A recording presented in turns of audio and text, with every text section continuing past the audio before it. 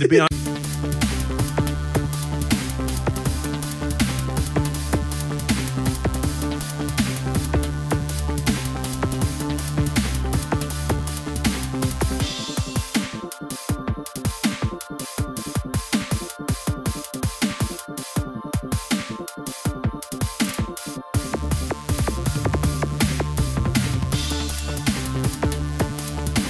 yes, you hit record while the toilet flush was still going off.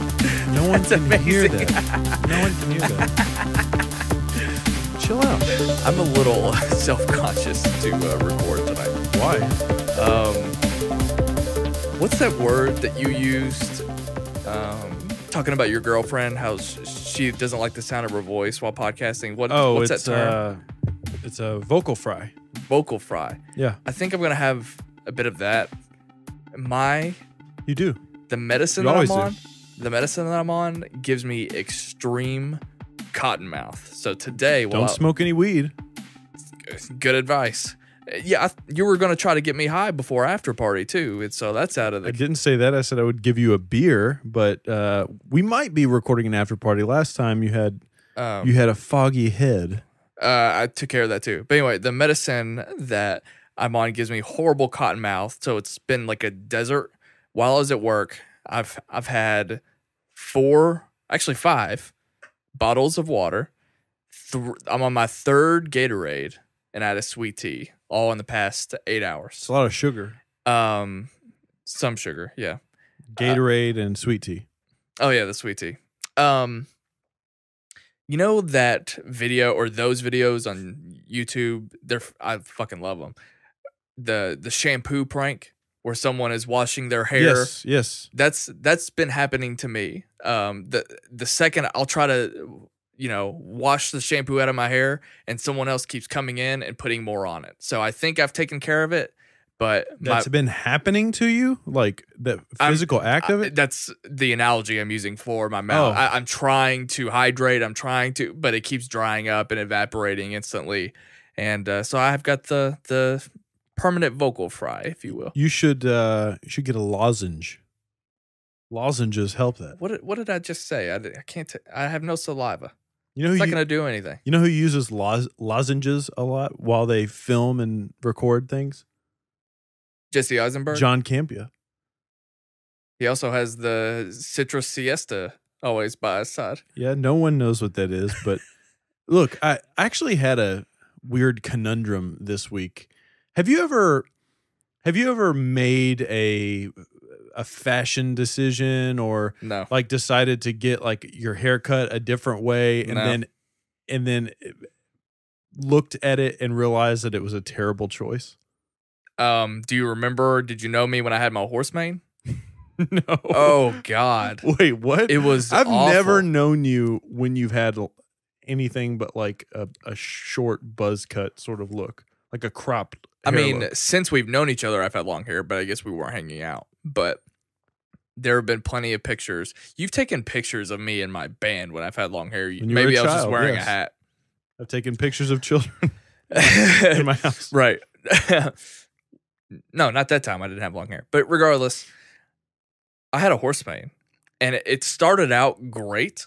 Horse whinnies. It started out great. The longer the middle part got, and I was, still shaving my sides to the skin, the worse it got. And I was also in a phase where I wasn't shampooing as much, and that made my hair look even shittier. Ugh. And I didn't realize it at the time. So I was like out in public thinking, yeah, this is great. But I probably looked so shitty to everybody. My hair after a certain point, after a certain length. Well, first of all, do you shower at night before bed or do you shower when you get up in the morning? Both. You partake in both things. So I take a morning shower, and that's when I do my washing, and then I shower at night to just relax. Okay. I don't wash. I just Do get you- in a hot shower. Do you double up? Do you shower at night and then shower in the morning sometimes? That's what I'm saying. I do. Oh But boy, I shower twice strange. every day. It's not that great for you. Like your body needs bacterias. You I don't think you heard what I said. I only wash in the morning. I'm not washing myself at night. Okay, so it's almost like it's a relaxation. It's almost like having warm rainwater go over your body. Yeah, I'll just instead of like some people relax in a tub, I'm taking a quote unquote bath. But I don't like this angle that I'm talking to you at. I'm like having to turn my whole body to talk. What's to better than when we podcast at my house? I agree.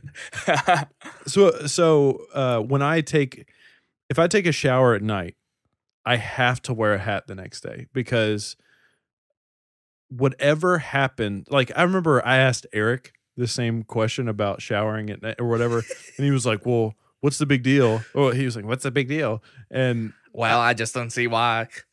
And I was asking him about hair, like dealing with hair the next day, and he was like, "Well, all you've got to do is put water on it." That just doesn't work with me. Like it does. Are you fluffing? You wet your hair. It's one thing to just wet your hair, but you got to move it around. Well, yeah, keep rubbing it. Look, of most people that we know, I have the best hair. Let's be honest. Is that a fair statement? Actually, Eric does have pretty good hair. Josh has better hair than you. Josh doesn't even live here anymore. What does that matter? His hair still qualifies for good hair, whether he's in Kentucky or not. I'm up there. Is that a fair statement? Well, okay, me and Cody don't even have hair. Exactly. Up until like a couple months ago, Kevin had like a little boy's Lego haircut. What about Phil?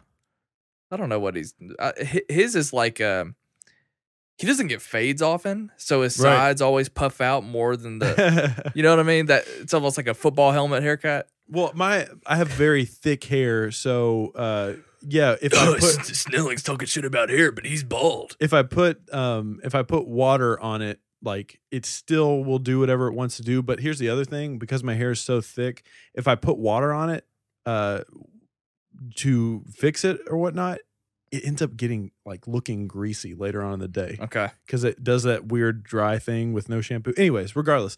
Back to the original question, making a poor decision. Every now and then I'll get like a wild hair up my ass and I'll be like, oh, wild hair up your ass. I'm going to do something interesting with my facial hair.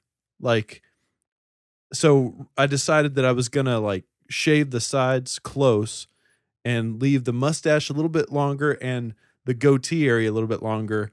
I don't know if you can tell, and you probably are like, it doesn't look any different, but to me, I look like a odd Lucifer right now. I'm not a huge fan of my facial hair situation at the moment. Your thoughts on my facial hair? Got nothing. You don't have any opinion on it. You look the same, and I don't see Lucifer. So I'm also very particular about my hair. So I will often take forever to fix it before I go out of the house. And every girl I've ever dated gets so pissed off at me because they say it doesn't look any different from at any point. That just means you're consistent with your quality. That's right. That's 100%. You work so hard, they have no idea. That's 100%. All this is doing is making me miss my hair, and I don't like it. You rock it really well. If I'm going to be honest with you, I'm always very. You have told me multiple times that you hate when I shave my head. I don't like. You wish. I don't like it. I prefer your hair to be a certain way. There's only one way now. I mean, unless I get plugs, and I'm not doing that. I don't like it when you shave your hair as much as when you have more of it on your head. But regardless of whatever the instance is, you pull it off because, to me at least, and I don't know how you feel, you seem to own it. You seem to own whatever decision that you've made with your hair, and that confidence is everything when you're trying to pull off a fashion. Eventually, I had to learn to quit caring about it. I was devastated for a long time. Tried Rogaine off and on for a long time. And then I read that it does something to your testicles. So I quit doing that. Causes depression. That didn't do that to me. Well, I'm not saying, but it's like a for sure thing. But what if that was what gave me all my anxiety? I'm just kidding. Are we warming up for an after party right now? No. But yeah, I was, and it worked. I was also on, during one of my weightlifting kicks, I took this supplement that it ended up being a fake news article. But I thought it was a news article talking about the supplements Chris Pratt took for Guardians. Right. So I got these two supplements and my hair just came back. Oh, and yeah? It was fucking great. Oh, shit. Yeah. But I had to quit taking it, or I quit taking them because I wasn't working out anymore, and I thought that they started to mess me up because I wasn't being active. But yeah, it just brought my hair back, and all of a sudden, without trying or planning on it, it just came back, and it was awesome. And if I could, I would love to try it again just to see. But my hairline's receded more, so Right. I don't even know at this point if it would look right if I grew my hair out again. The bald gene, whatever that is, the hair loss gene doesn't really run in my family per se.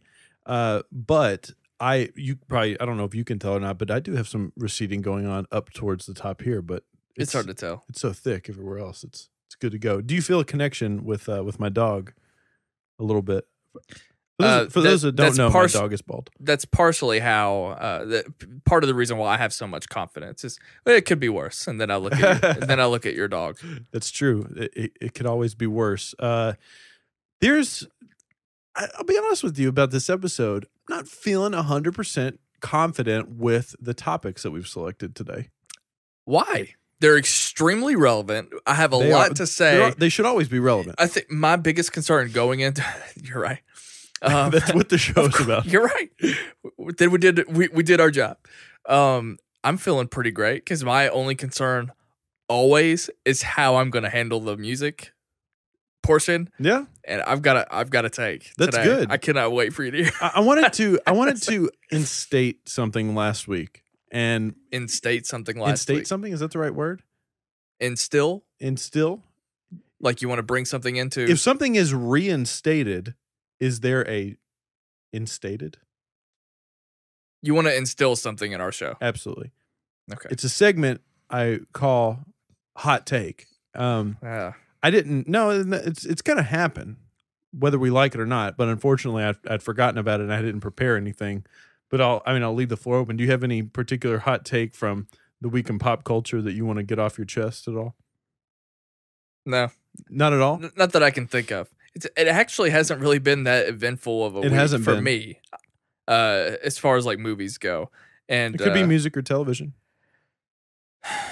No, I mean we're always going to have. I pretty much said all I need to say about 13 Reasons Why. Right. That might be the only thing that I might have had something on that we weren't going to discuss here today, but I think we've kind of said all we needed to say. 2 videos on our YouTube channel covering that, by the way. Yeah. How did you think we handled that? Because I loved it. I was a little interested in how that would go down, but it seemed like each one was so different. They're different videos. Absolutely. No, I thought it was awesome. I thought we rocked my video? It. No. I didn't watch your video. I listened to like the first 3 minutes, but it was a long video. The only reason why I didn't is only just because I feel like we already know what we have to say about the show. Because, so many times we've already had our own discussion before we put it out. So it's not like we keep our takes a secret. Yeah, if you guys haven't watched it, watch both videos, but just to kind of put it out there for anybody that still thinks that they're not interested in the show, and it might not be for everybody, but I said on my review that I think it's not just one of the best shows I've seen this year or even in a while. I think it's going to go down as one of the best shows ever just because of what it did. Something I've been working on. I was even working on it when you came over the other night. I decided I was going to take up your challenge to do this Leftovers movie. For those of you Christian Harloff? No. For those of you who don't know, Jay and I, we talk about The Leftovers a lot. We're about to podcast about it. One of our favorite shows of all time. Jay challenged me to make season 1 just into a movie because he has his opinions on the first season that they aren't really necessary, and he thinks that they can be summed up to bullet points. It's not necessarily true. And I said that I think it's a difficult task to watch the entire first season. Okay. It's definitely quality. With that being said, I decided to take a look at the first couple episodes, or start organizing it. It is very hard to make these kind of decisions, but I'm kind of loving it because I knew you would. I knew once you got into it, I felt like you would be pretty into it. It feels like I'm a filmmaker. Because I can't be precious about the material. I have to figure out what is best for the story. And I know it sounds stupid, but only because it's, my dream to eventually actually literally make my own content like that, whether it be TV or movies. It's gonna take longer than I thought. Like I wanted it to be ready by the time season 3 started. Right. No way that's happening. But it's gonna be cool regardless. Because someone just did Breaking Bad in a movie. The entire series. That right? took the entire internet by storm. Right. Like that was posted everywhere. So, but anyway, I'm doing that right now.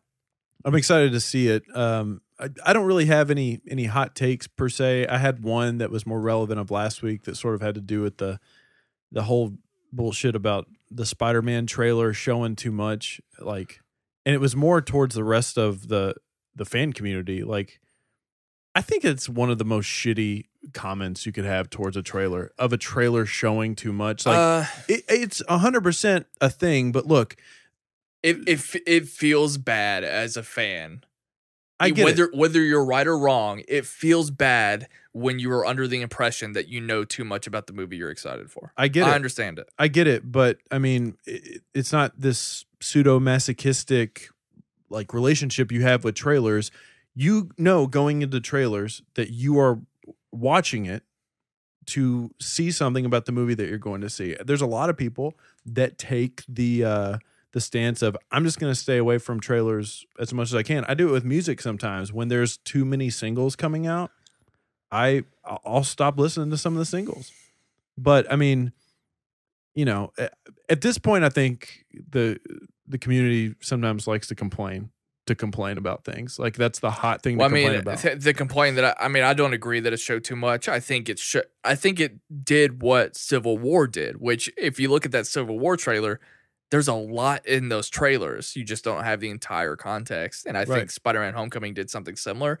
If I had to change anything about Spider-Man Homecoming, it might be like a 1-second clip. And I'm not gonna raise hell about that. I would almost like to see those conversations made after the movie comes out. Because, for instance, Batman vs. Superman, I was pissed about Doomsday. Well, that's why I understand it. I was furious at that. But to me, I was more mad after the movie because I thought to myself, that would have been something great to withhold.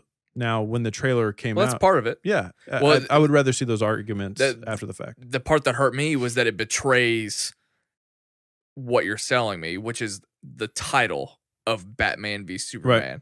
And that kind of coupled with the fact that the subtitle, Dawn of Justice, is stupid as fuck. Well, let me ask you this. Because the subtitle of that movie is the antithesis of the title of the movie. It's like, what kind of fucking dumbass came up with that idea? Let me ask you this question. If the movie was good, would it have been that much of a deal?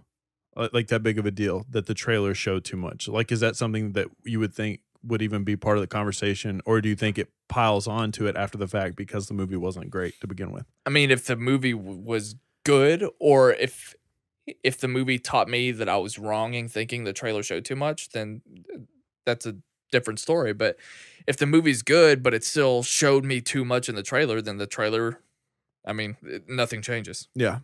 I think it's an interesting... I guess I don't dislike the movie because I already saw it in the trailer. Right. I'm commenting on two different things. The trailer being bad versus the movie being... Yeah. I think it's an interesting thing to explore. The further we get with being exposed to all this content, not just the content that we see on screen or music or anything like that, but even this sort of commentary culture that we have, which we obviously contribute to. I just think it's interesting. Well, I think that the criticism that I hated was that Iron Man's in the movie. Yeah. And I think it's like, I saw posters. Someone already made like an Iron Man 4 poster. Like they scribbled out Spider-Man Homecoming, put Iron Man 4. I thought it was clever and I thought it was funny. But underneath that, there are people who hate this idea. And it's like, really? Yeah. I think it's fucking awesome. Well, I think, okay, I'm not, obviously you're a much bigger diehard movie fan than I am. You're the boss of Sight and Sound Movies. You're the Ken Napstock of Sight and Sound, where you can talk about your movies, but you haven't seen them all. But let me say this: I'm observing the movie fan community now because we do the After Schmo thing, and I watch a lot of Collider. I think that the fan community needs to be a little bit more aware of the casual movie community. Because one thing that I've heard with the Spider-Man film was that they're trying to establish that Spider-Man is back in the MCU. And one of the reasons they're doing that is so that people aren't confused that this isn't Amazing Spider-Man 3 or the Sam Raimi Spider-Man 4. Now, and I think a lot of people get a little snobby and they turn their noses up and be like, well, if you don't know that, then there were still people that that didn't know that Rogue One was a Star Wars movie, or that thought that it was episode 8. Aside from a saga film. Exactly. Yeah, I think that and I'm guilty of doing this, but and I am too. I think that we talked about how we sometimes dislike talking to casual people about the things that we're into. And that's partially our fault. But when you think about those types of conversations, let's say I have a particular reason because I'm a diehard MCU fan, diehard movie fan. If I have a particular reason that I hate Iron Man being in the Spider-Man trailer, go to the casual movie fan who is praising it. I can't wait to see Iron Man and Spider-Man together. Right. And I'm the one that's like, no, fuck that. They're ruining these movies.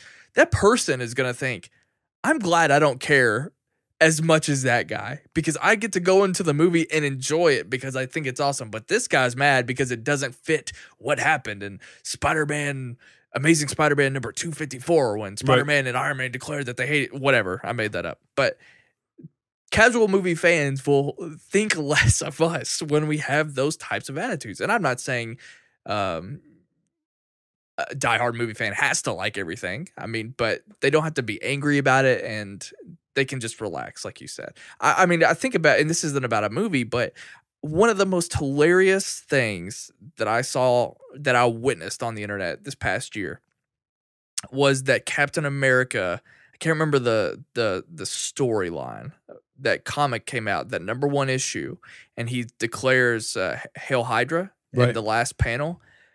The internet and the fan community fucking exploded. Yeah.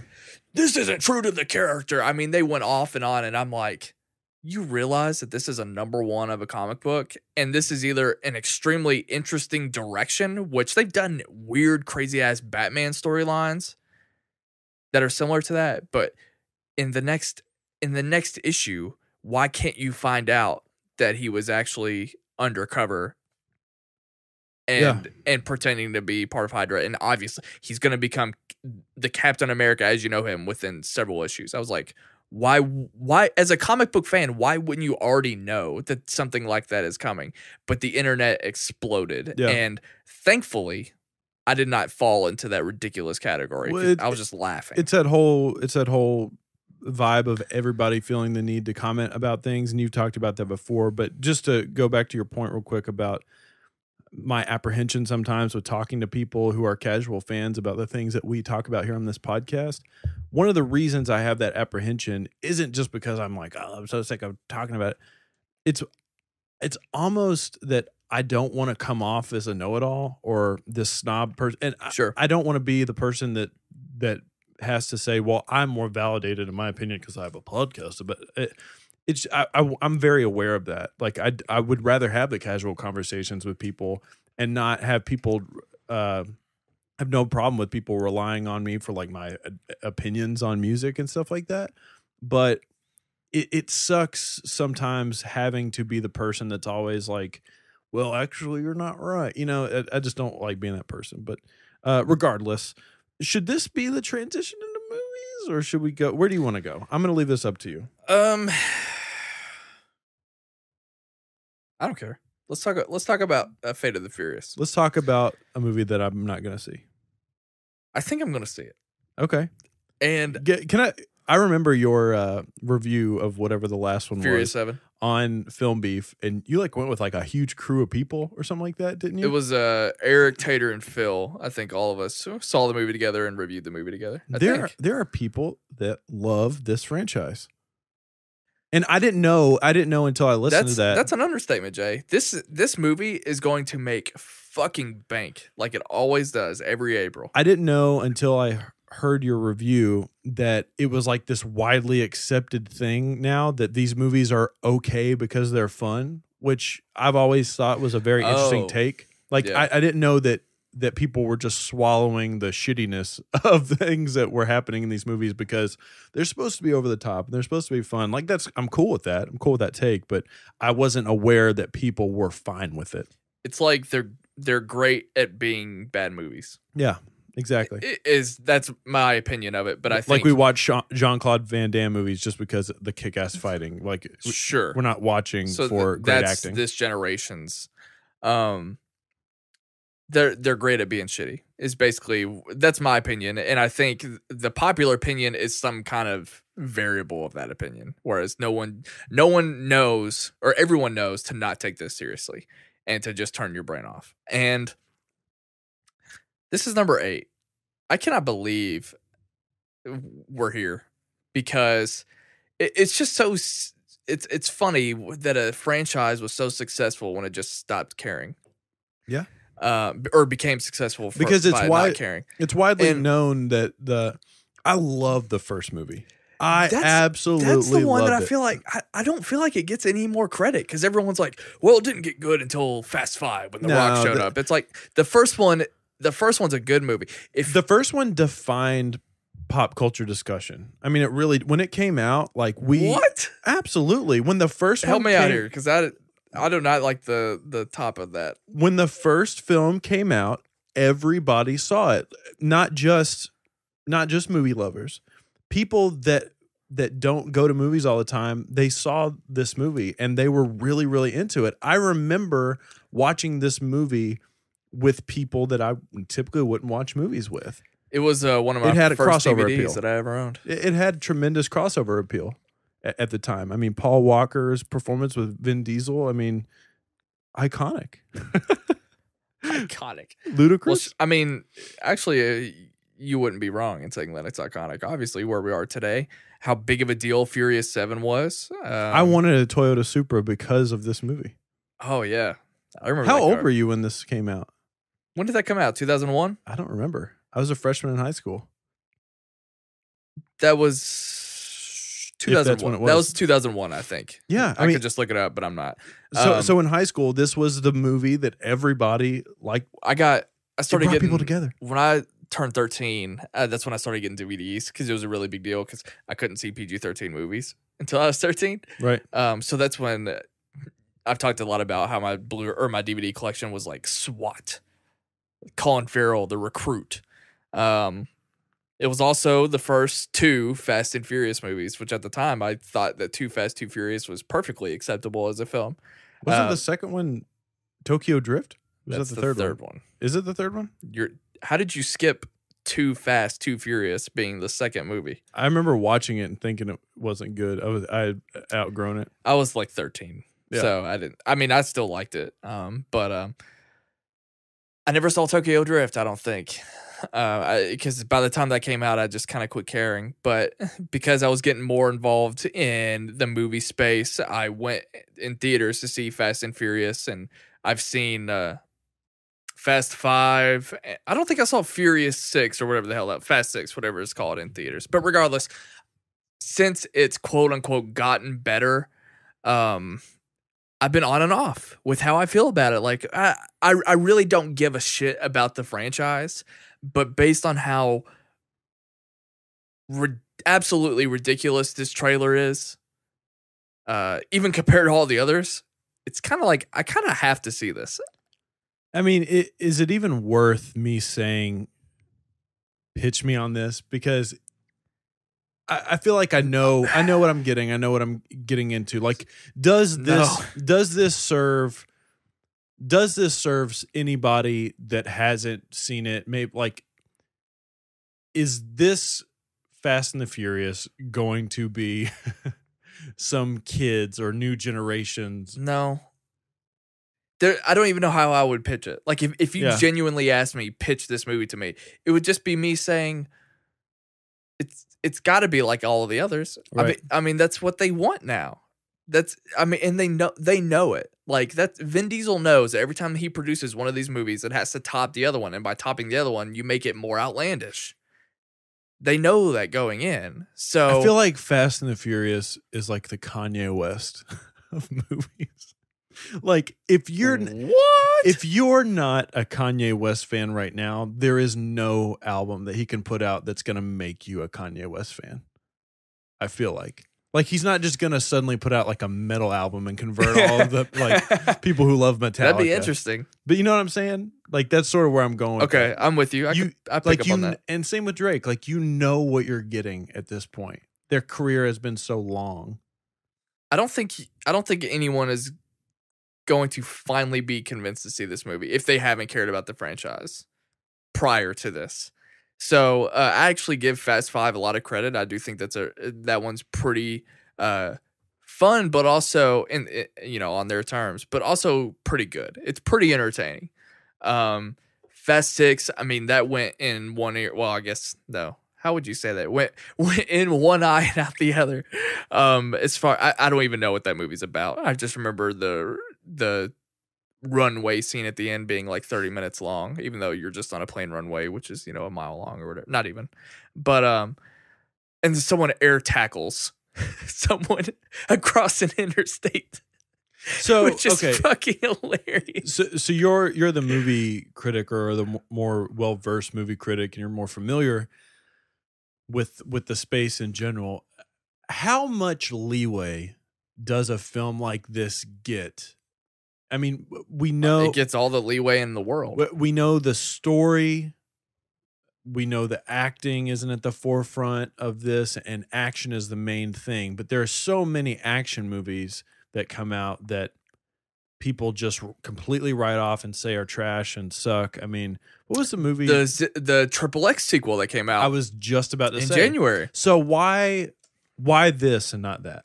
That I don't know. I think part of it is just because I didn't see it. I didn't see the sequel, right? So I'm not really sure. There might have just been really bad filmmaking involved in that Triple X sequel. Also, no one cared. No one cares about that character the way that they care about these guys.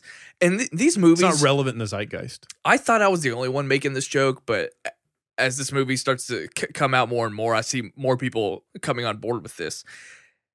This franchise is under this guise that it's all about family. Family has been a key word, and that's what's supposed to keep this franchise separate, but it's just there's no depth to that in these movies. I mean, yeah, there's like a love triangle here and there or whatever, but it's just because you have the same characters in all these movies. You could say that about literally anything, but they just use the word family in the dialogue, and it's supposed to be like this franchise about family, but it's not. Yeah, like are you supposed to have your heartstrings pulled because you're so invested in this character or whatnot? Is this the Captain America Civil War of the Fast and Furious franchise? Is this episode, or are they all kind of like that? I mean, so based on the trailer, based on what I know, of course, this is just sort of a movie preview right here, but based on what the trailer is, this is the most ridiculous, outlandish that it's. I mean, Dominic Toretto is brainwashed and fighting his crew based on some tech that Charlize Theron placed in his brain. Right. I mean, that's ridiculous. The fact that The Rock is kicking a torpedo and the fact that a submarine is chasing them in the Arctic. I mean, all of that. It's one thing to drive a car from one building to another, because I feel like so many franchises could do that and pull it off. Only the Fast and Furious would do the things that I'm saying they're doing in this movie. Can I pitch you on something real quick? Yeah. And this might have already happened. I've not seen any except for the first one, like half of another one. Oh, so you have like no context for any of this? Nope. And so here's my thoughts. I'm going to pitch you a new movie idea. Let's say this one makes a shit ton of money, like most of them do, and they keep making them. But there's no doubt. But they realize that even from a creative perspective, they need to start going some new directions. I want Vin Diesel's character to sort of hang it up, so to speak, but I want him to be the Charles Xavier of a future franchise where they have to craft a new young group of individuals, and Matthew Vaughn directs the Kingsman version of the new Fast and the Furious franchise, and they're a group of vigilante individuals that they don't have superpowers, but they're driving around in cars trying to, battle somebody. Your thoughts? It's fine. It falls under that same Does umbrella. Christopher I think. Nolan ever direct a Fast and the Furious movie? Oh my god, It would be fucking great. So, Wait. I am very entertained by that idea only because it's so ludicrous, pun intended. But you just reminded me of the fact that these movies are about a group of people that are essentially have jobs with the government because they're great at breaking the law. Like What is this, Mission Impossible? They aren't professionals at anything except the government was like, well, they've committed enough crimes with cars. Let's use them if they're gonna do this anyway. It's like Catch Me If You Can. It's such a ridiculous idea before you even bring up the submarines that Dominic Toretto and the gang are gonna go into some secret government hangar because they were great at robbing a bank once. It's so absurd. And the fact that you've just come up with like the new class of Fast and Furious, I mean, that might be inevitable. Matthew Vaughn, probably not, but I could see something like that happening. The First and the Furious. Why would I don't know. I was thinking X-Men First Class. Yeah, but that's a prequel. You want a sequel of the next generation. In the next Fast and Furious movie, guess who they bring in to make everybody go, holy shit, this one's going to be great. Someone on Movie Fights today said they wanted Schwarzenegger. Tom Cruise. No. Would it get you excited? Fuck yeah. Of course, right? I mean, he's a thrill seeker anyways. I would fucking love if Tom Cruise was in a Fast and the Furious movie. I want Tom Cruise as the villain in a film. Except he doesn't really play villains that often. Tropic Thunder. That's the only one I can think of. Legitimately the only one. But yeah, I mean, are you going to see this? I think I am. I just have to see it. Yeah. But this isn't even on the well, I'll check the review. No, just not. Oh, I don't care about it. I don't care about the reviews. But if I see it and I have fun in it, I'll say it. I'll say, oh, I had fun with this, but this is actually not a good film. And I will tell you it was an enjoyable see. Or I think I did something similar in Furious 7 where I was just like, I had fun, but you can't it's empty calories. It's fascinating to look at from my perspective to all of a sudden turn around and be like, no, this isn't just like a cult thing. This isn't like a niche thing. Like the greater public, like the movie reviewing public pretty much thinks that, yeah, they're fun. They get excited to see them. It always owns April, and it will definitely be in the top 10 box office grossing movies this year. And I would say top 5.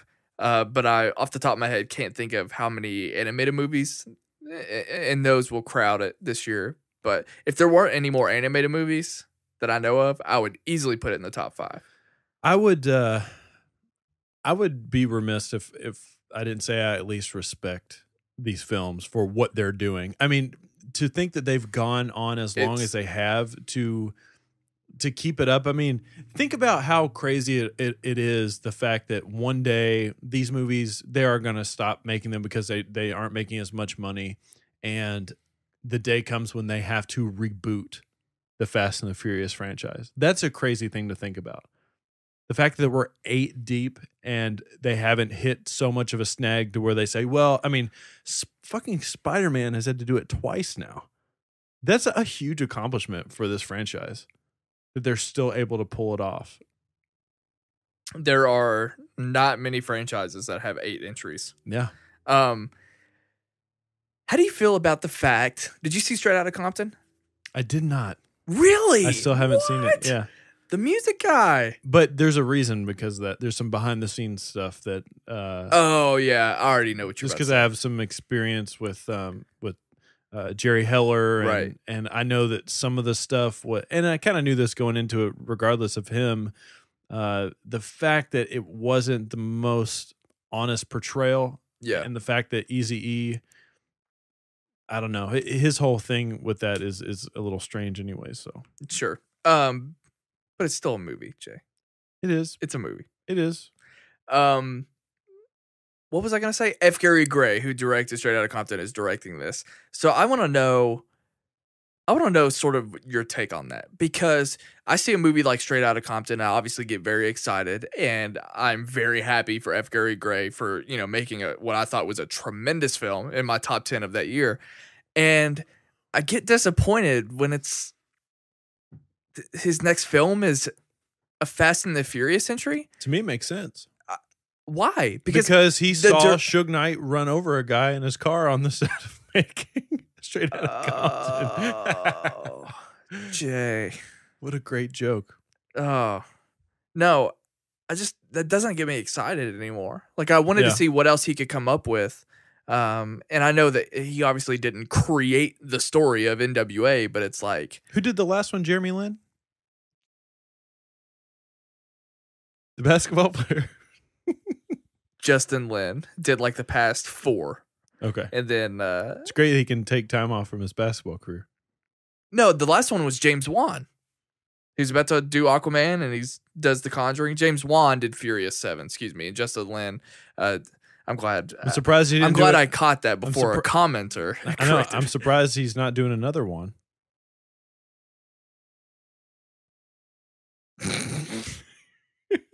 You broke and laughed. Sorry. You're supposed to accept the silence. Man. I don't know. I just wanted your take on it, because that was not an inspired decision, in my opinion, for him to do that. I don't know. I just don't see what is that going to do. It's kind of funny how we're sitting here saying like, well, I'm surprised he didn't take the more artistic approach and he didn't turn down all that money. Considering if somebody offered me money, right, and said, Jay, here is a paycheck so that we're going to pay you to cover the Fast and Furious movies, and you have to only say positive things, I'd be like, sign me up. Sorry, guys, I'm an absolute shill. I see where you're coming from, and you made this point a second ago. It makes sense. They found the formula. They're sticking to it. It's going to be one of the biggest box office successes of this year. You can't fault them for that, and you do have to give them credit for accomplishing that this far into it. They found the formula of the Furious, but it's like, man, you're just killing it. I'm stretching to be involved in this conversation. It's almost like, am I being selfish and just wishing that lesser known directors were directing these things? Well, I want someone like F. Gary Gray to show me what he's got, and submarines and kicking torpedoes is not, I don't know. You want the Villeneuve Fast and Furious movie. I feel like a Fast and the Furious director, someone who that's a director for hire. Like Vin Diesel obviously caught fire with that because he had just done a successful movie, but it's Vin Diesel and it's Universal's movie, and I feel like F. Gary Gray can maybe come up with stuff, but it's not. I think in 10 years, after he's made 2 or 3 more films, Fate of the Furious will not be an F. Gary Gray film. That's my take, that's why it's just kind of. If it meant a really talented director could do one of these movies and, cash in, say what you will, but walk away from it with a big enough paycheck to do 3 or 4 more passion projects, I mean, I say, why not, man? Just do it. Especially if these movies are beloved by a certain audience, Yeah. I mean, if this allows him to make his passion projects a la Christopher Nolan and Inception and Interstellar and The Prestige and all of that, I say go for it. I'll tell you what, I'm off work this weekend, and I don't know what the pre-sales look like. If I can get to the theater, I will do some sort of review for this, I think. Will you do something for me? If you go see it, will you do your review in the car? Will you do a solo ride along? Yeah. Okay. I can do that. I've got the gear. Yeah, absolutely. You're the pioneer of that. Okay. Do you want to take a break? Let's take a break. Let's come back and let's talk music. Okay. You're very excited to talk Future Islands only because they have some David Letterman ties. We'll be right back. You're listening to Sight and Sound Weekly. Hey everyone, Jaye Williams here from Sight and Sound with a brand new announcement for you. Just a little something to get you hyped. We are currently putting together our very first ever line of merchandise. That's right, in just a few short weeks, you will be able to get your very own shirts, hoodies, coffee mugs, and more featuring Sight and Sound related graphics. We're pretty stoked, whether it's just wearing our logo or a design featuring a phrase you know and love from just being a dedicated listener to the show, we've got you covered.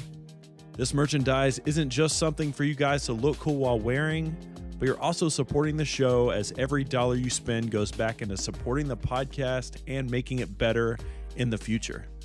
That's pretty much all we've got. Make sure you're staying tuned on social media for when our merch line drops in the coming weeks. Follow us on Twitter and Instagram at SightSoundPod or on Facebook, facebook.com/SightSoundPod. Let's get back to the show.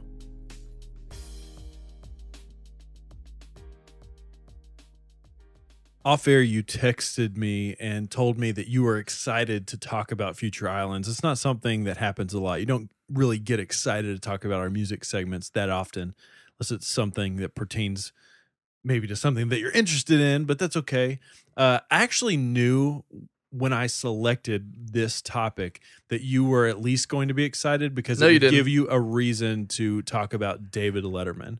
Because Future Islands, this band Future Islands, is a band typically when I have friends over, 9 times out of 10, we end up doing this thing where we YouTube surf and everybody kind of passes around the remote and shows everybody their favorite viral videos. And one of my go-to videos is Ali G. Is that video for sure, but is also I just tapped out. My bad. You're fine. The video of Future Islands performing on David Letterman that literally made them as big of a band as they are today. For those that don't know, Future Islands, they were an underground band. I mean, they were like a band that maybe Pitchfork would pick up every now and then, but mainly like played on college radio stations for the most part. They sort of toured around the smaller venue scene, I would say, but they appeared on David Letterman. I don't know why they appeared on there, but they performed a song called What do you mean you don't know why? Because they pick up bands and they play on late night. Yeah, but 9 times out of 10, the bands that typically play the main late night shows, like your Jimmy Fallon's, your Jay Leno's, your Letterman's, they're chart toppers That's already. That's not true at all. I know that certain shows, like I never watched a lot of David Letterman, but I'm sure every now and then they can be a tastemaker. Most of the time, and I don't hate music. I'm not a music fan. I'm not the music guy What here. a thing to say. I don't hate music, but it's like on late night shows, and I watch a lot of late night. On late night shows, so often they have bands on there that I've never heard of that I'm totally disinterested in. And that's my least favorite part of late night TV. Because more often than not, I think it's the exact opposite. The chart toppers, there might be across the TV landscape, there's probably the big 6, Corden, Seth Meyers, Colbert, which I guess is Letterman's spot, Tonight Show, Kimmel, so there's 5, maybe someone somewhere else. And then, of course, all the hosts that predate them. So those time slots is what I'm saying. There might be one chart topper every night. Yeah. If that. Other than that, it's small artists that people have never heard of. For the most part, though, I think a lot your more obscure artists are saved for the later slots. I remember a band that we like a lot, Circa Survive. I remember they played on Jimmy Fallon's later show. What was the show? What was the show called before? Oh, just Late Night with Jimmy Fallon. Yeah, Late Night with Jimmy Fallon. I remember Slipknot's first TV performance was on Conan O'Brien's late night show. And so those are sort of where those come from. You want to know what band I discovered because of Late Night? There's a bunch of bands I've done that with, but who for you? Mute Math. Really? Mute Math is a perfect late show band. Funny story. Can I tell you how I discovered Mute Math for the first time? Yes.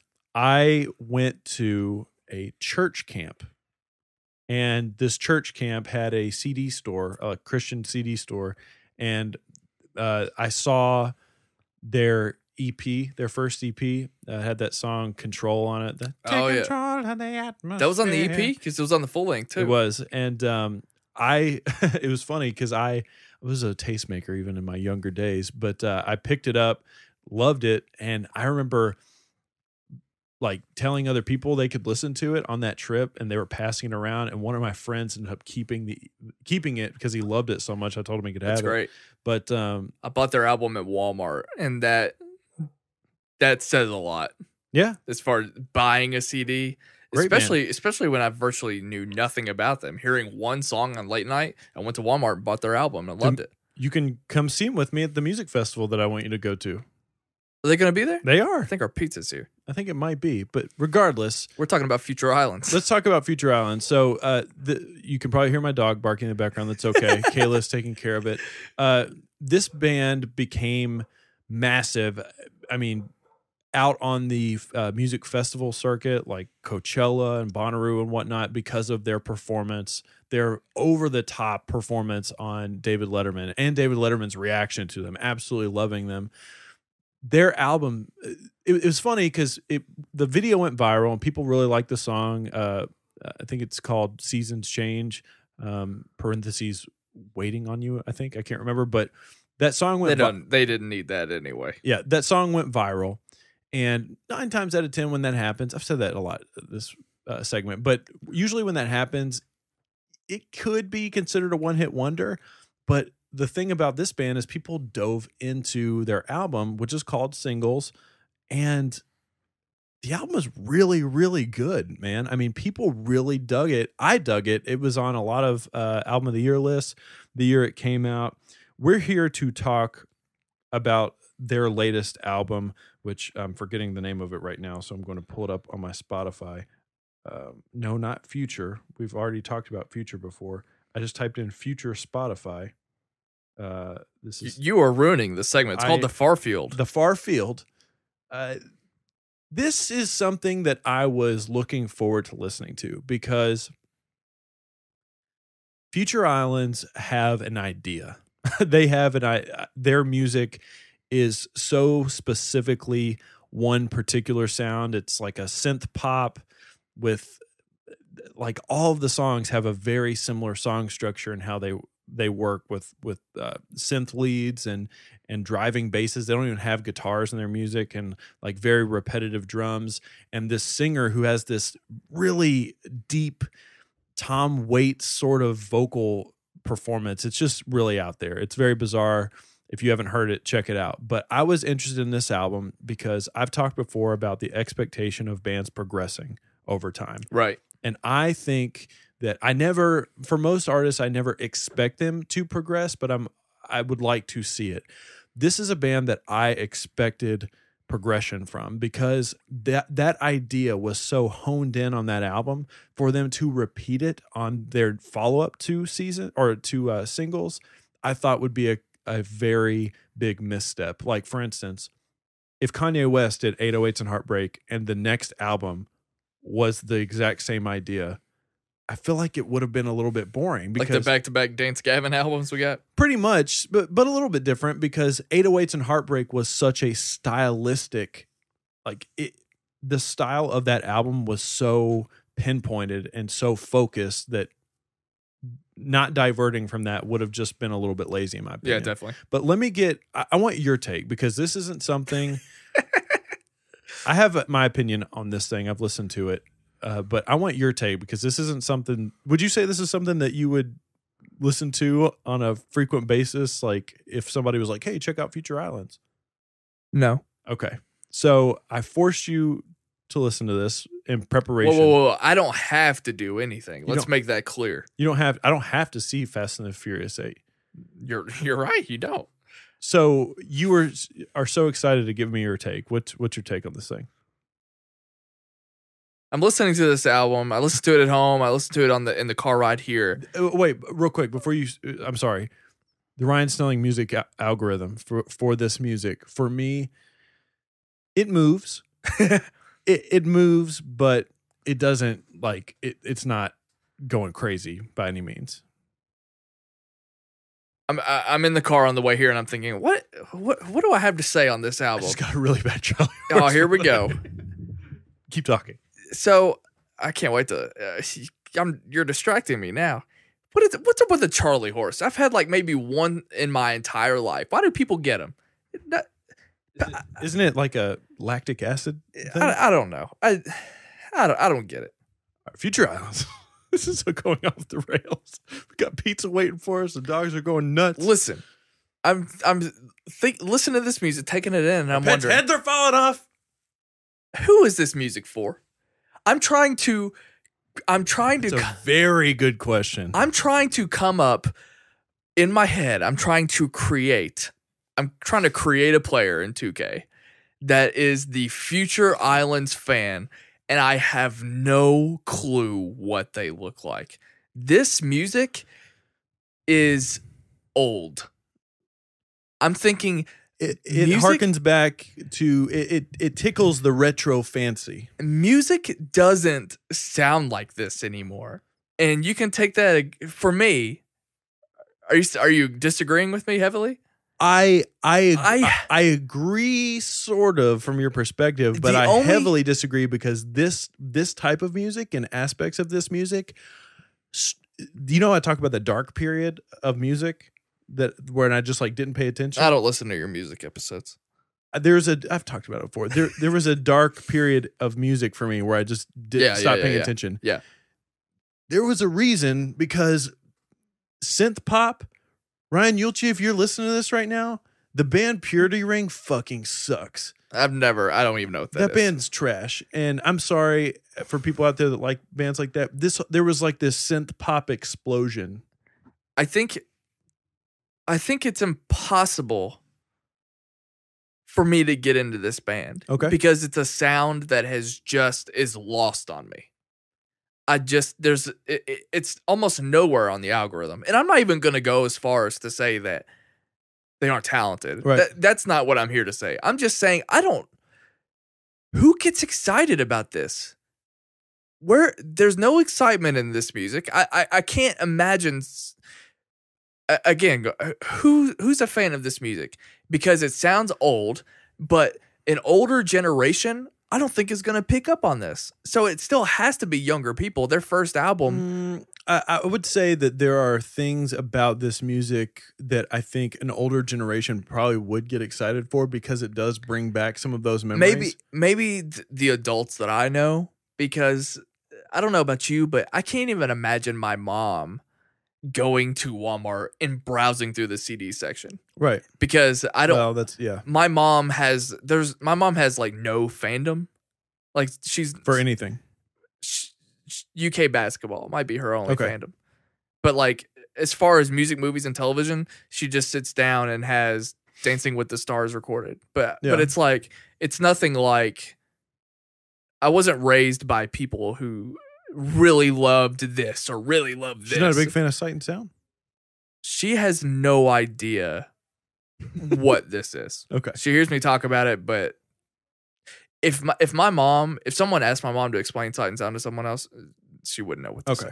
Regardless, I was not raised that way. So it's hard for me to imagine like grown adults going after music that they weren't fans of growing up. So it's hard for me to imagine an older generation finding music this. So let me have my take here on what you just said. I sort of agree with you, although I will say that this landscape for this genre of music is actually pretty big and pretty vast. And it's seen, much like metalcore back in the day when we were fans of it, or screamo, it's seen its peak and it's sort of trailed off. Everybody basically discovered that they could make music in their homes like I do. Yeah. And one of the easiest ways to do that is to grab a synthesizer, grab a drum machine and a sequencer and make your music. Now, I'm not saying anything towards Future Islands. I think the band is actually really good at songwriting, especially the vocalist. I forget his name.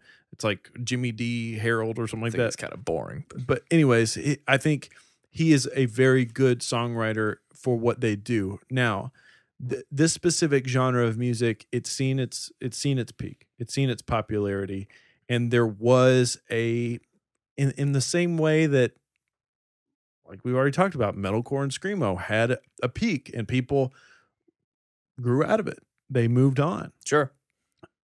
And I'm sure there were people that were older than us at that time that looked at it and they were like, why is this a thing? I just don't get, I can't imagine someone growing out of this because they're still a newer band. I mean, their first album came out in 2008. So it's like, how old is the person that's growing out of? Well, do you remember the sort of pop folk Americana phase when Mumford and Sons and sure bands like that were dominating? Fans of Mumford and Sons. This is my honest take. You might go against this, but people that were diehard fans of Mumford and Sons didn't like the genre of music. That's fair. That's a fair take. Mumford and Sons. I like Mumford and Sons. Never once did I pick up any other band in that genre of music. Right. Well, they were a crossover band. They were a band that married pop and that style of music. And I'm not, there are probably people that did, but I don't think most people touched the rest of that genre. Yeah. I mean, we've seen it most recently, I think, with the genre of alternative R&B. Like when The Weeknd came on the scene and Frank Ocean and How to Dress Well and bands like that, every pop artist decided to make their new album be like as lo-fi as possible and have these beats that sounded like they were made on Jupiter, like, and you could only hear them, you know, in a winter solstice. If you were a dog, yeah, pretty much. And I mean that's a good characterization. But like music trends, they come and they go. Now, here's what I will say about this band. One of the reasons this band got so big, like I said, was because of this viral video. Another reason was because they are on the music festival circuit. Like I said, the Bonnaroos, the Coachellas, all these other things. These festivals, we've talked about it before when we talked about Coachella, how people have a negative connotation towards these music festivals because one of the reasons is because they bring in a lot of people who aren't necessarily diehard music fans. So they bring in these casual music fans and they're there to party. They're there to do drugs. They're there to fuck and stuff like that. Hell yes. They're maybe not there to listen to the music. So already the people who like this music already have like a negative connotation towards them.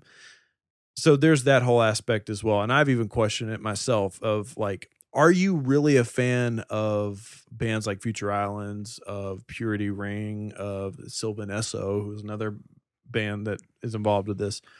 Grimes is another artist. Are you fans of those artists, or are you just a fan of seeing music them at a music festival? Right. Which that's a more hot topic that I could talk about on a music episode. Remind me, at the end of the Letterman video, is that the video where he asked them to play again? No. I'm trying to think of what that band was. He loved it so much that he asked them to just play the song again, and he never did that. I can't remember what that was. Let's transition into my thoughts on this project. Like I said before, I was a big fan of Singles. I think it is actually a really good album from a critical perspective. And like I said before as well, one of my biggest fears was the fear of them doing the exact same thing. That fear has 100% come true. This is a direct sequel to that album, and listening to it now makes me realize that the shine has wore off. This album offers nothing. I was going to say, I mean, it sounds like that they gave us more of something we didn't need to begin with. Well, the problem from a critical, like if this is your first, not you specifically, but if somebody did enjoy this and this was their first perspective on this, then yeah, I'm sure they could find something that they were looking for, but there is no evolution in this. It's legitimately like, it sounds like leftover songs from the previous record. And sometimes that's okay. But like I said, if it has this one specific idea, then it's not going to be impressive the next time through. It took me like 8 tracks to find something that was even remotely different and interesting to me. I haven't spent a ton of time with this, but I feel like I've heard this album already. It's unfortunate too. It's really unfortunate. I think, like I said, I think they're good songwriters. I think they have an ear for something that sounds good, but I find it very difficult to think that they sat down and wrote this album, put this whole thing together, and thought to themselves that maybe we're playing it a little safe, because that's what it is. This is a very tame album. This is not challenging to fans of this band. This is not challenging to this band. This is not challenging to the music landscape, and it doesn't always have to be.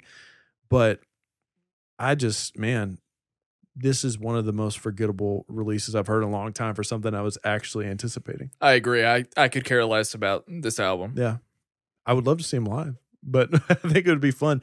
Just to kind of add on to one thing that you said, and then we'll take another break and we'll move on.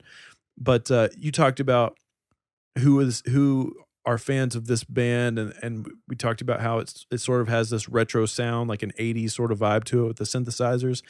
I have no problem with artists and musicians sort of being a little bit nostalgic in their sound, as long as they bring modern production and modern expectations to things, and they add their own twist on it.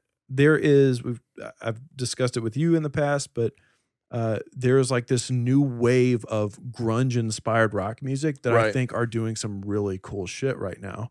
There is a lot of bands out there that are taking 80s inspired music and putting their own twist on it. The band that I name all the time in terms of alternative pop music is the 1975. I mean, there are songs that sound like Michael Jackson. There are songs that sound like Prince. There are songs that sound like George Michael. But they do all of that with an incredibly modern and current approach to it. And it's great. I mean, I don't know how much time you've spent with that band, but that's like they wrote the playbook on saying, we love this era of music, but this is how this music should sound now if we're paying homage to it. So, yeah, if we've pissed off any Future Island fans out there, then I don't know what to tell you. I mean, this thing... Let's put this up as a bite, so only Future Islands fans will find it on YouTube. I mean, you can be as mad as you want, but I mean... In fact, if you're listening to this right now and you're pissed off, let me know, because I will debate you until the cows come home. Like, this is the exact same album. It's the same fucking thing. And to be honest with you, I'm a little pissed about it. Like, hey, try fucking harder. I could not. I'm surprised that this conversation ended up this way, because I thought you were going to try to tell me about how genius it was, and I was just going to look you in the eye and be like, I don't care. This is old people music. This is to me it's lazy. Okay. Hot take, sorry. Let's take a break. Let's eat some pizza. Okay. I have a headache now. We'll be right back. I'm not sure how people listen to Sight and Sound every single week, whether it's on our YouTube page or it's on SoundCloud or you subscribe to the podcast itself. But if you're not subscribed to the podcast and you're listening to this right now, make sure that you know that every single week we bring you Sight and Sound Weekly, of course, but then we kind of break off and do our own little thing. We have Sight and Sound music episodes hosted by yours truly. Obviously, Ryan's got you covered in Sight and Sound movies. And we've even got Sight and Sound television. We do this weekly thing every single week. But for people looking for a little bit more content, we break it down to each individual categories that we talk about.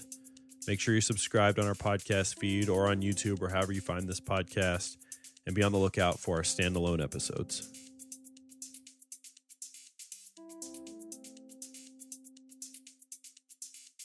We're back from, we just ate pizza. I Full changed bellies. into my jammies. Ryan was jacking my dog off. And my God. I mean, that's what you're feeling great right now. Because I had sugar. I haven't seen you. Do with not this much change energy. the topic. You just said I jacked off your dog, which is not at all a thing. And because you've been so dark and vulgar on this episode, we might get in trouble with YouTube. That's okay. It wouldn't be our first time. You're a different person. I never see you wearing sweatshirts. I'm in my jammies right now. What I was doing is I'm wearing joggers, which are just an excuse for people to wear pajama pants in public. Your dog was annoying the piss out of me because I had pizza and sugary treats, and she was laying beside me, and we have this thing when I come over. I experiment and Do test. we have a thing? I have this antic where I just do things to annoy the piss out of your dogs because they always just let it happen. Like I could just be poking them in the side and they never run away. They just let it go. They're low maintenance. I rest my leg like like when they're parked in front of me on the couch. I rest my legs on them like they're a stool. They don't move. They just let it happen. So I always see what they will and won't accept. This time in particular, she was in my lap and I grabbed her snout and I was just shaking her head around. And then I would say you were stroking her head. No, I was moving it. Regardless, you made a disgusted face, and then I looked down at what I was doing, and it looked like I was pleasuring the dog's performing snout. a masturbatory gesture. No, because if you just yes, but to start No, yes. you started off saying that I jacked off your dog, which is fucking gross, and that's not at all what happened. Sometimes you got to do what you got to do. Let's talk about Better Call Saul. Now, let's preface this. We've said it many times, or I've said it many times. Breaking Bad is my favorite television show of all time. So much so that I actually rewatched it last year. And no, that's not true. I rewatched it 2 years ago. Fucking loved it. It was my first time rewatching it. It was like I watched it for the first time. And then Kayla hadn't seen it.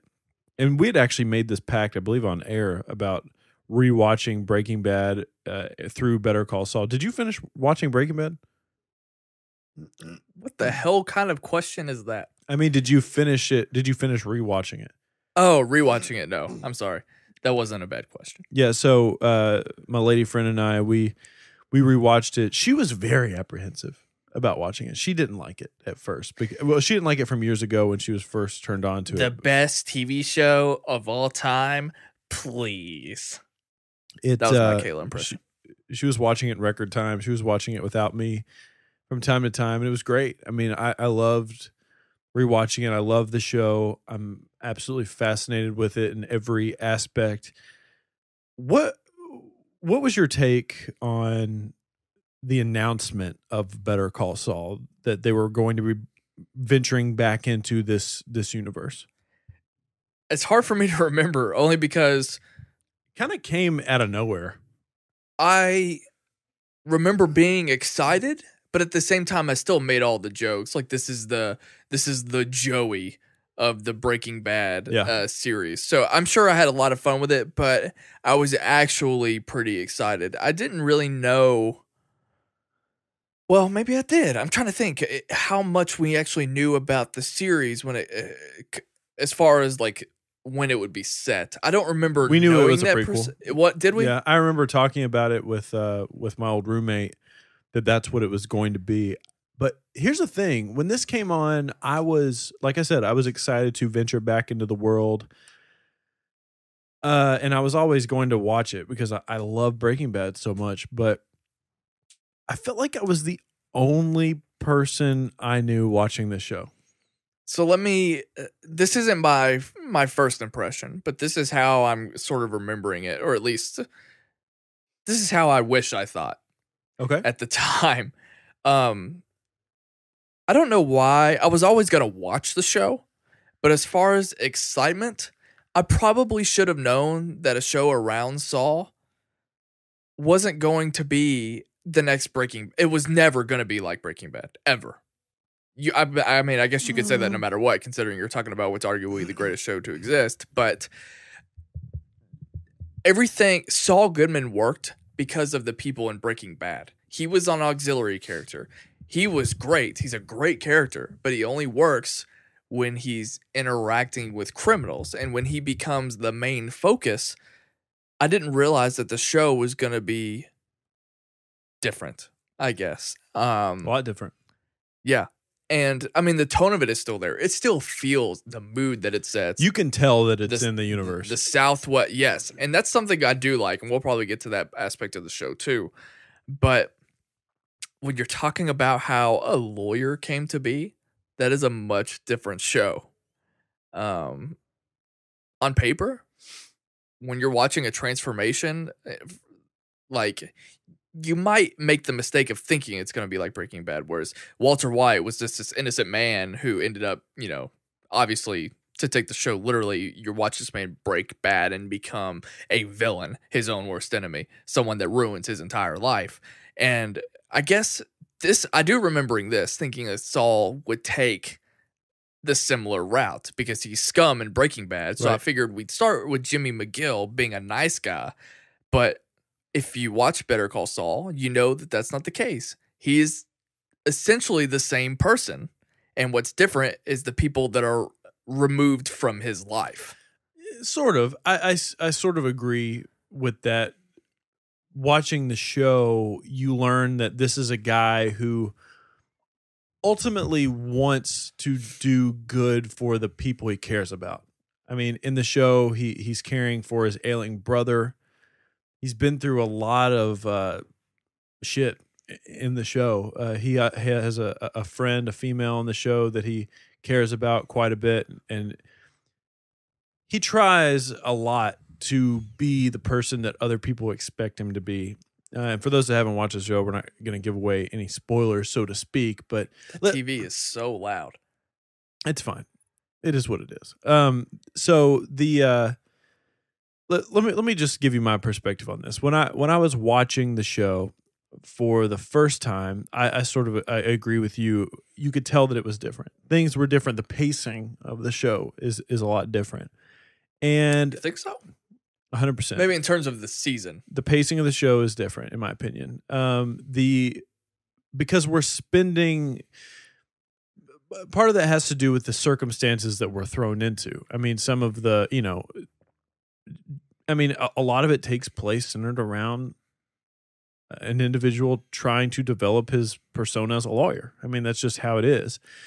Let me just say this: when I was watching the show for the first time, I watched it live. I watched the first two seasons live on air. This became a show while I was watching it that I enjoyed, but I would always sort of put it on the back burner. I would always let shows build up in my DVR, and I would go back and I would rewatch them. And you actually made a comment about it when we did our, I think it was top 5 shows of the year with Jonathan Paula, that this show made my list, I believe. And you had said, man, that's a show that I always forget about. And I agree. That's a show that when it's on, I think about it. But when it's not on, I kind of don't think about it ever. So let's just get this out of the way. There is the execution of the show, the technicality of it is brilliant.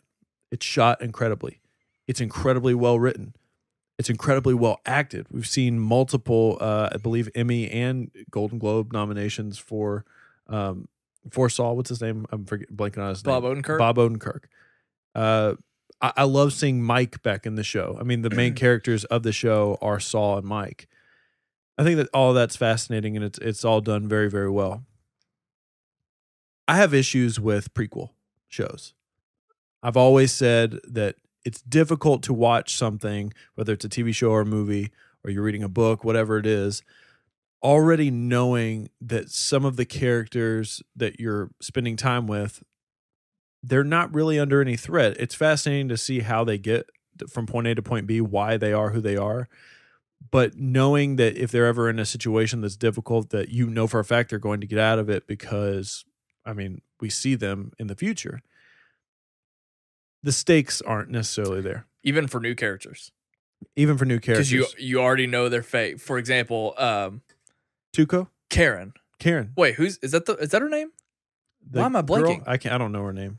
I can't remember. I don't think I'm right. I'll just say that you're watching her and you're supposed to care about her, but you know that ultimately she ends up not mattering at all. I mean, I guess the scene that eventually breaks them up as friends or as acquaintances, it's just, it might be heartbreaking, but ultimately you're not going to, you're not going to be invested. And right. It's like, I never gave a shit about Kim.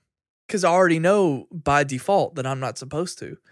I do want to touch on the fact that you're exactly right. We, just to follow up on what I said on the Jonathan Paul episode, both years now that this show has been on, I've watched maybe the first half.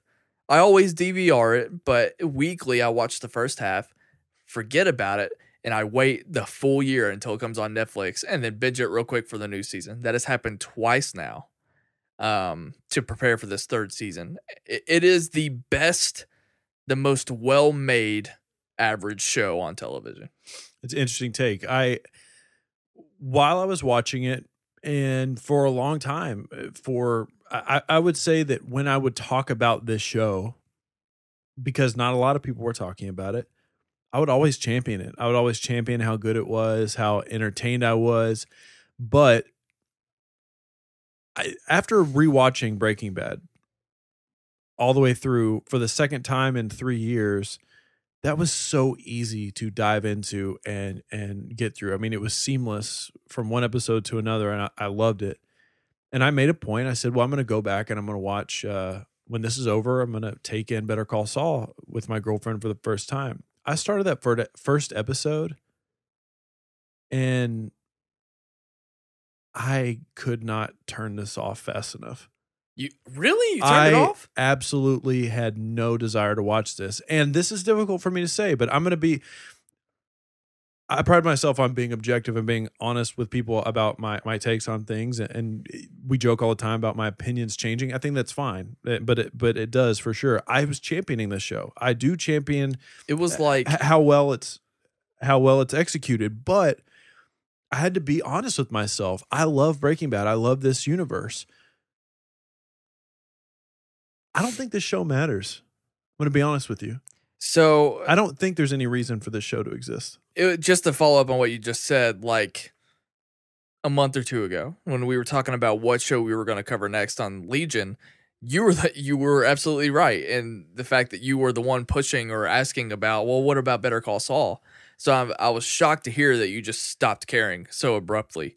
But what's fascinating is that I thought in season 2 of Better Call Saul, the most interesting thing was everything happening with Mike.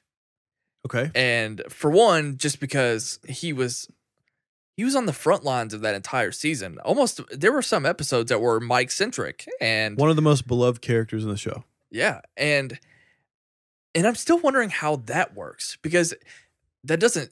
I mean, the fact that it's a prequel doesn't change. So is it just because Mike is still so much of a mystery in Breaking Bad that we're still in this land of discovery? Because I get due to the fact that it's a prequel, Jimmy McGill or Saul is less interesting, but somehow Mike hasn't lost his luster for me. But I wonder sometimes, and I mean, I have to bring it up, but I wonder sometimes do we really need to know everything about these characters? Like, can their mythology not just live on its own? Mike was still awesome in Breaking Bad before we knew anything about him. Sure, it was Saul.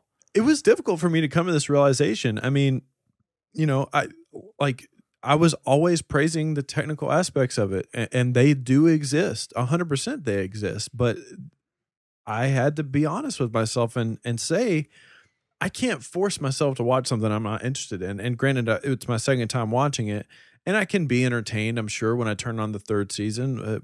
We'll say it now that Gus Fring is returning to this next season.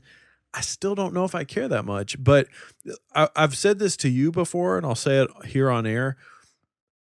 I hope this show doesn't go past season 3 in the current state that it's in, being in the prequels. Every season we've had glimpses into things that occur after Breaking Bad ends. I think that's fascinating, and I think that is a window to advance the storyline. I think this is a really cool universe that they've developed, and I think they can do a lot with it. But after sort of experiencing it for the first time and trying to experience it for the second time, I just don't know if we need to go back. Like, I like the idea of the of the Breaking Bad universe beginning officially in Breaking Bad. What would you think about this? Tell me if you think this would be interesting. would the first 2 or 3 seasons, because the Gus Fring thing, I think more people, pop culture followers, TV lovers, more people are excited about this Gus Fring thing than I am. I'm stoked about it. I'm not. Yeah, I don't blame you. Even a character as powerful and awesome and interesting as Gus Fring, Giancarlo Esposito, by the way, kills it. Obviously, yeah. I mean, everyone knows that, but having him in a prequel, knowing that neither one of those two men are going to harm kill each other. I guess it's weird for me to jump straight to death, but the fact that they're A-okay down the line, what am I supposed to be excited about exactly? But would this be interesting to you if they spent the first 3 seasons as a prequel and then make that time jump, like you said, till after Breaking Bad, and he somehow, his life is in a spot after post Walter White, he's reunited with his brother somehow through some maybe horrible occurrence, and they're more than ever maybe like a hero villain type role. And then he reunites with Kim in a weird way, and you have to see how he's managing his life with all of these characters that the first 3 seasons taught us about. That payoff would satisfy me. I think I would come to the conclusion that the first 3 seasons were worth it if these characters will exist in that post Breaking Bad world with him. And that gets me excited, but we don't have confirmation that that's going to happen. I think that's good, and I think you're on a right track. Let me pitch you on something now. Here's why I am excited for Gus Fring in this show, because we saw some of what made him who he is in the show. There was some flashback scenes and whatnot, and we got to see him and Jesse go to Mexico and sort of seek retribution for things that happened in his past. But this was an individual who had a lot of connections and a lot of ties. In the last 2 seasons, we sort of got to see him wrapped up in the international stuff, how he was getting methylamine and all that stuff. And we were introduced to the female character towards the end. I forget her name. But what was her name? Do you remember her name? The dark hair? I'm trying to see if I can remember it. I can't. Anyways. Sorry. So here's where I'll pitch you on the future. What if we get to see him doing these dealings and these ties with the cartel or these overseas ventures and whatnot?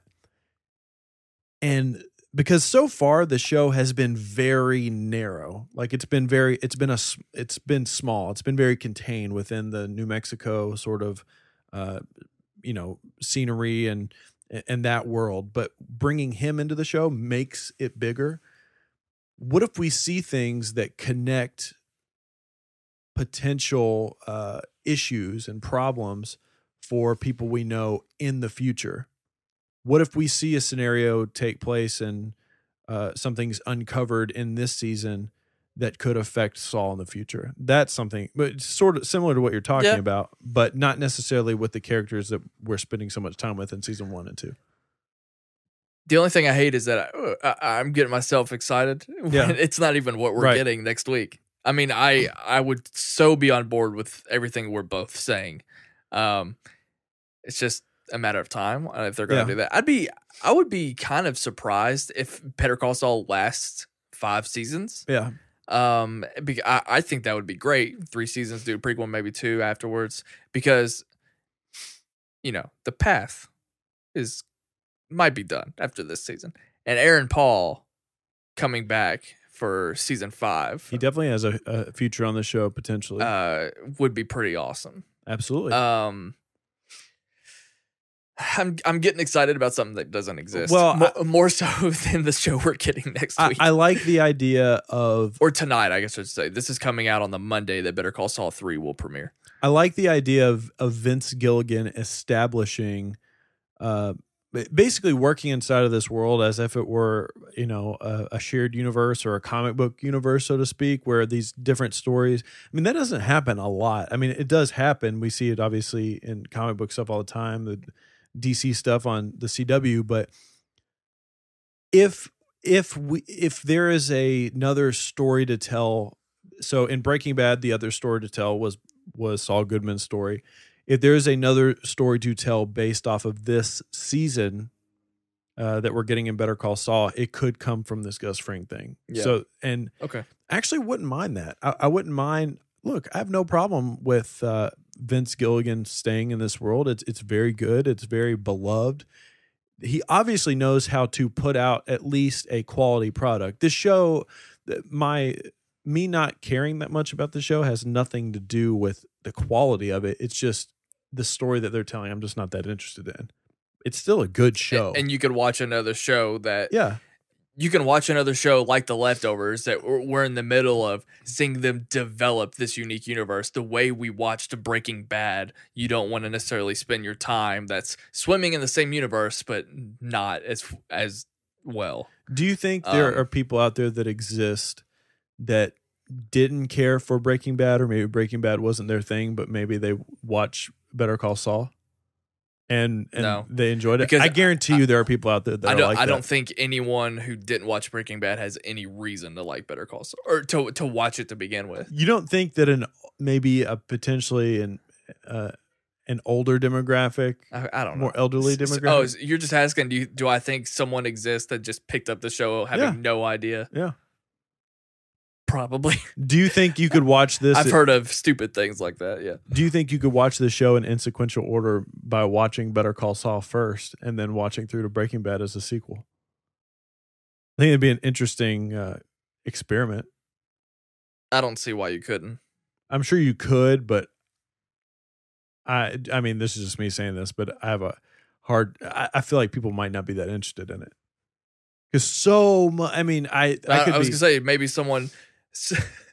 the mistake would be similar to like the Leftovers dilemma, because you might have that person that just stops because they're like, I don't know what this is, but they don't know what's behind the curtain. Yeah. Which would in this case would be the series of Breaking Bad. So I could be speaking completely out of turn here, but this is just my take. But I feel like so much of the enjoyment of the show is that's blah blah blah from this.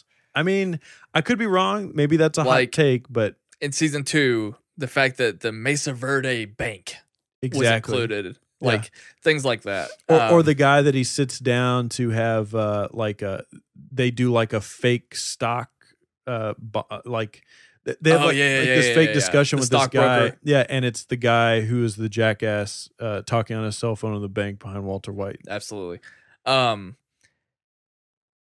What was I going to say? Oh, to kind of go back on what we said about prequels kind of being disappointing or without stakes.